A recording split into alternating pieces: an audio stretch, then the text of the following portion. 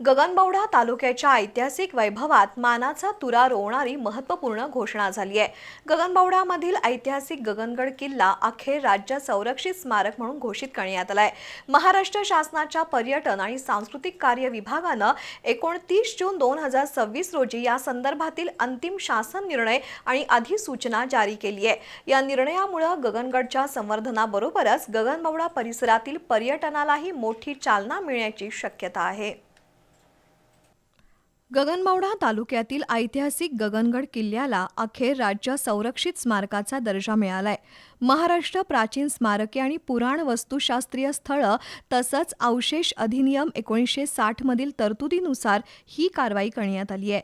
यापूर्वी 12 सप्टेंबर 2024 रोजी गगनगड किल्ला संरक्षित स्मारक म्हणून घोषित करण्याचा शासनाचा इरादा प्राथमिक अधिसूचनेद्वारे जाहीर करण्यात आला होता।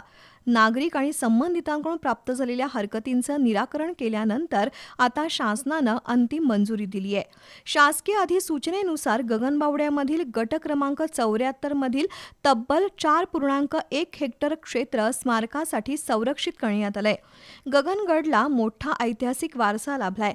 इसवी सन 1175 ते 1209 या कालखंडात शिलाहार राजा भोज दुसरा यानं कोल्हापूर परिसरात उभारलेल्या किल्ल्यांमध्ये गगनगडाचा समावेश होता।